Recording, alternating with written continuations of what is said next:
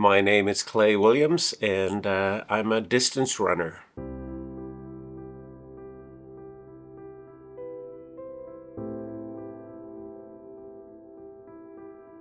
In 2005, I ran my first marathon. When I registered for that marathon, I registered online, and there was a little button in the online registration process to raise funds for the associated charity, which was Leukemia and Lymphoma Society, an organization and an ailment that I have no association with. I clicked on the button and sent a few emails out, and friends donated $500. So after running that marathon and seeing that result, I couldn't help but think maybe there's something more I can do if I put a little effort into it. So the next year I ran the Great Wall Marathon in China and raised about $10,000 for the Arthritis Society. And ever since then I've been doing fundraisers. My longest or toughest run each year I would use that as a fundraiser. And over the years, I've raised money for Habitat for Humanity, the Diabetes Association, Water for People. In 2014, I did really well in a 48-hour race. I finished as first place male. It was amazing. I bragged to a friend of mine who told his wife, and he told me his wife said, "Hey, Clay should run across Canada for a charity." And my first thought was, well, I maybe I could, but it would take 3 months and I don't have the vacation time. So I just kind of put that on the back burner. Around that same time, I was looking for the next year's event and thinking about the next year's charity that I was going to be working with. And summer of 2014, there was a lot of media coverage about our first responders and military struggling with PTSD and high suicide rates. And that's also the summer that Robin Williams died by suicide. And it got me thinking about my own family. I've got a little brother named Robin Williams. He's still with us, but two of my older brothers died by suicide, and my wife and my oldest sister and my daughter all struggle with depression. So the next year's charity event was going to be to raise funds for mental health. And I had this kind of nebulous idea, mental health, so I did a little research of a couple organizations, and Mood Disorder Society of Canada was doing the kind of work that made sense to me and my situation, so I connected with them.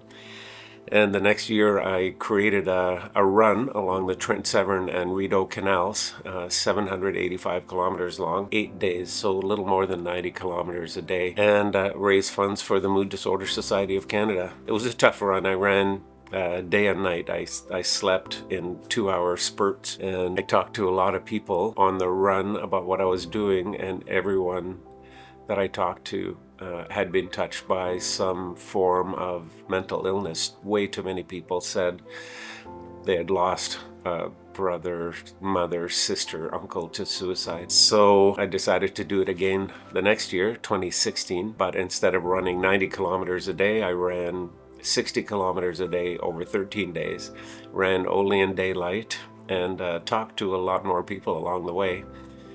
Then in subsequent years, 2017 and onward, I did it as a relay. I got more runners involved, and more runners meant more people posting to social media, so more awareness. And one of the two main goals was to end the stigma around mental health. The other goal was fundraisers. So the Canal Pursuit over the years raised around $165,000. My mental health advocacy journey started that year, 2014. As I was planning for the 2015 event, I started to learn about how Canada's mental health care is really lacking. Let's say our mental health care system is in its infancy. So over the years, my advocacy efforts, I guess, have developed. I joined the board of directors of the Mood Disorder Society of Canada about 3 years ago, and have had the opportunity to do more than just fundraising for a mental health charity. I've had the opportunity to speak with policymakers, with members of parliament and senators about mental health care funding in Canada, and hopefully being an instrument of change. which would be awesome. As this guy who started out as a runner, asking people to make donations and helping members of parliament make good financial decisions regarding mental health care. In the race season leading up to the first Canal Pursuit for mental health, that was in 2015, I bought a big Canadian flag. And I asked people, if you or someone you love is struggling with depression, anxiety, PTSD, any mood disorders, please sign my flag and I'll carry it the full distance of my run as a symbol that you don't have to carry your burdens alone. Carried that same flag on my runs for the past 11 years, carried it up onto Parliament Hill 11 years in a row. And that Canadian flag I will carry in next summer's run. As the Canal Pursuit for mental health runs kind of start gaining momentum, I find myself getting close to retirement. In fact, I had a conversation the other day with my boss about a retirement day, and that conversation from 2014 comes back and is in the back of my mind. Clay should run across Canada for a charity.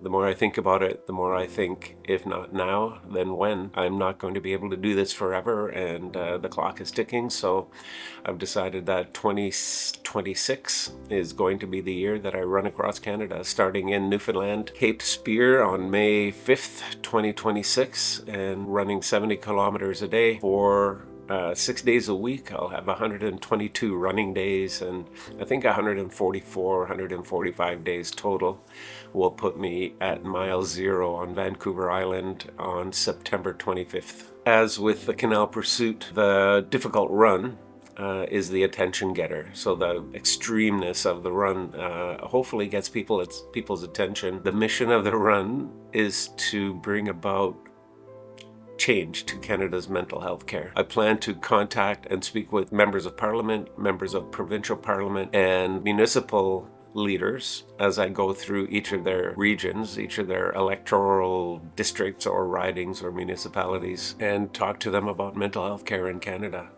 I think through the Mood Disorder Society, there are a lot of connections with mental health care service providers across the country. I hope to be able to pass along some wisdom from those people with lived experience, those people with boots on the ground, with who are working in the neighborhoods and the communities that need our care. I heard a thing a long time ago. I had heard it was an African proverb, but I'm not so sure. But it goes like this: if you want to go fast, go alone. If you want to go far, go with others. And I know from my own experience running 100-mile races and multi-day races that I can't do this kind of thing alone. I definitely need help. So, and this run across Canada is no exception. I'll be looking for runners to join me for parts of the run, as much of the run as possible. It would be great to have company for the full distance across the country. But I'm also going to need some financial support. It's going to be quite an expense to rent an RV for the 5 months that I'll be out on the road. So we're looking for some major sponsors. I hope to have the use of an RV. I have to make sure that my wife is taken care of. My wife is disabled and needs personal support, so I've got to take care of her while I'm gone. And we'll have food and gear and gasoline and all the stuff that it takes to live outdoors for 5 months as I cross the country. I'm hoping for community involvement as well.